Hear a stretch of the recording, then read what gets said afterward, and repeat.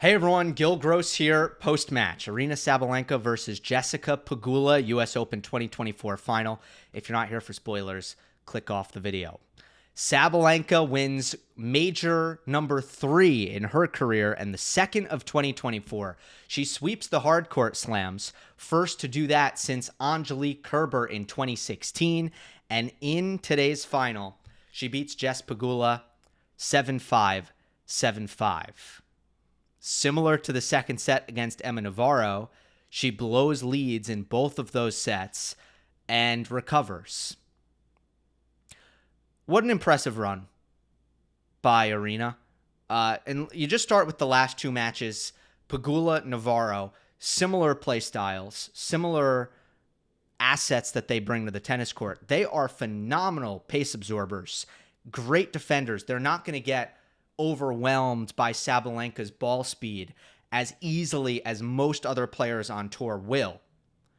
Now, Pegula, I think, brings a little more offensive punch than Navarro in terms of the way she's able to redirect off the ground, hard, flat down the line and all of that. Bigger first serve than Navarro as well, so it's kind of the next level up. But to play two women who are such great pace absorbers, Americans, hostile crowd inside Ash, which she didn't deal well with last year in the final against Coco Gauff. And to take bruises in these matches, big time, blow those leads, and still get through without really putting herself in any danger of losing. Obviously, didn't drop a set in either match. Very impressive finish to an extraordinarily impressive run by Sabalenka. You can go back to the quarterfinals. She blows out Zhang Qinwen. She actually had to be kind of a more consistent version of herself in that match because Zhang was the one who wanted to play really, really big, high-risk tennis. Sabalenka was like, okay, I can be solid to a certain extent. I was courtside watching Sabalenka in the first week against Elise Mertens, and I came away from that match thinking, that's the best tennis I've seen anybody play in the first week. That was my feeling as I walked away from that one. So she felt like the best player in the tournament, start to finish, and I think at this point, she deserves the title, best hardcourt player in the world. No doubt about that. This match against Pegula also interesting because they're sort of opposite players when it comes to their strengths and weaknesses in this respect. What I admire so much about Pegula is that she's in the right position almost all the time. If you look at her contact points, they're so incredibly consistent when she can control it. When she has a chance to achieve the ideal contact point, she almost always does because she's so organized and precise with her feet. She is so on balance all the time, in control of her body. Her finishes are incredibly consistent as well if you watch how she finishes all of her swings. So she's machine-like in the way she executes her ground stroke preparation and her ground stroke technique. But she is working very hard to increase and improve the explosivity in her game, the violence in her game. Sabalenka is the opposite. At times, her positioning isn't that good. She gets off balance. She gets out of control. But she is the most explosive player in the world, and it's not even close. And it's unsettling, and she takes the racket out of your hand so much. I mean, it's almost incredible how much when you're watching a match you're thinking, that was too good, that was too good, that was too good, And you could only imagine what it feels like to play her. But when it comes to like that battle, right, and the fact that it's going to be on Sabalenka's racket a lot more because Pegula is going to be more solid, Sabalenka is going to be less solid, but is Aryna going to miss enough to let Pegula in the match? And I think increasingly the answer in Sabalenka matches is no. What I feel like she's improved big time, other than controlling her emotions better and not letting those kind of rough patches in matches drag her down in a way where she's not able to, pull it back together. Other than that, I think, and I feel like I might have talked about this already, after the Australian Open final, but I'll hit it again. She understands her targets now. Like she didn't used to understand the idea that because she hits so big, she does not need to play close to the lines. And she does not need to finish points in one shot. That she has time to build the point, to let her pace do the talking, to find easier opportunities inside the court where she can finish into big targets. That understanding is there now, and it's made her so much more difficult to beat. So, okay, I know I've kind of talked in generalities so far. As far as this particular match is concerned, the 7-5, 7-5 win over Pegula, second serve dynamics really dictated things. If you look at the first serve, they both won 65% of their first serve points, and Pegula made more first serves. So if we're just looking at the first serve effectiveness, Pegula was the better player. Problem was the second serve, where Pegula just couldn't protect it at all. She was 6 for 28, 21% points won with her second serve. She averaged 80 miles per hour. I wonder what the tour average is on the WTA. I wish I knew. But what I do know is that if you look at the kick, the level of kick on the serve, the speed on the serve, the placement on the serve, it just wasn't good enough. And Sabalenka was having her way with it. Aryna's really good at that. It's not a problem that's unique to Jess at all. I think a lot of players have a ton of issues hitting second serves to Sabalenka without getting attacked brutally.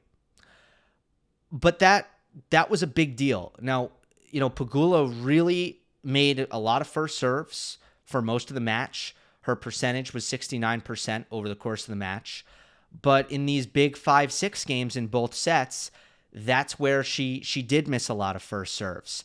And she ended up vulnerable because of the second serve just not being explosive enough. Another X factor in this match that I didn't necessarily foresee is Sabalenka using her touch in big moments and in a close match with fine margins.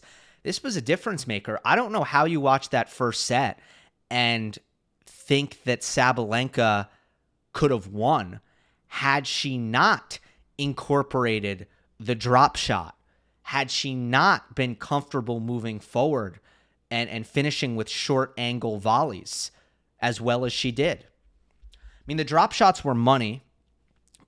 Pegula, I don't think she was doing a great job of getting up to them. I think she's quicker east-west than she is north-south.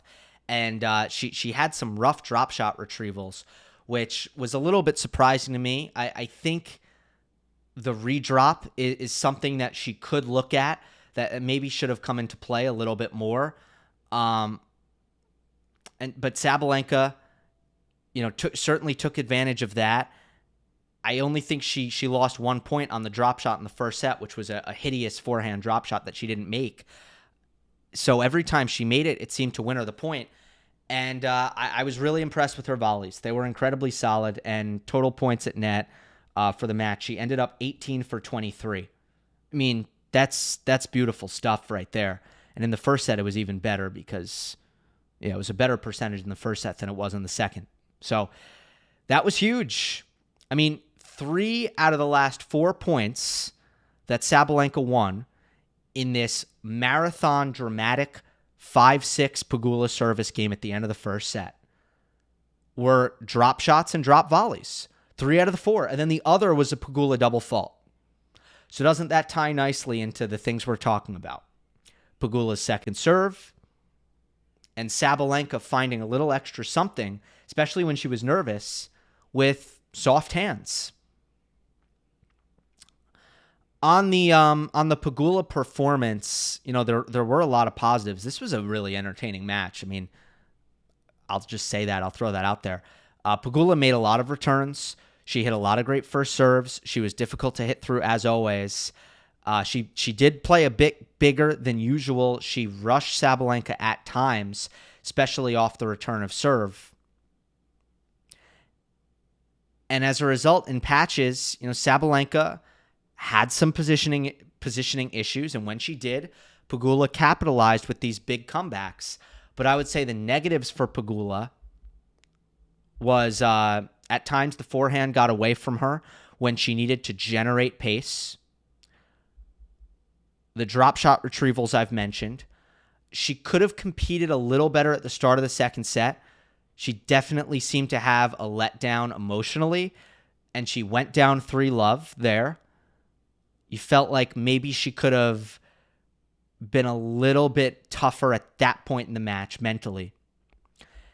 And then just leaving her serve exposed in some of those big games. That's pretty much it. Sabalenka, the injury, I want to zoom out a little bit. The injury was probably a blessing in disguise for her at Wimbledon. You never know. But if she plays Wimbledon, she plays the Olympics, it's hard to see her being able to attack this hard court season with the kind of energy that she ultimately was able to.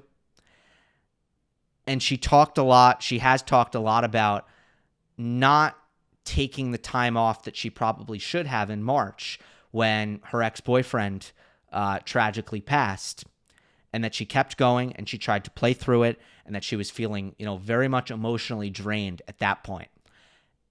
And it just seemed like the ability to take some time on the sidelines with the Wimbledon withdrawal and not playing the Olympics, it allowed her to hit what is her best surface, with a certain freshness that her peers probably, weren't able to say the same, which was an advantage for her, and one that she took full. I'm trying to not use the word advantage again because I just said it, but I got nothing. She took full advantage of that advantage. So congratulations to Aryna Sabalenka and her fans. Hope you enjoyed. Don't forget to subscribe. I'll see you next time.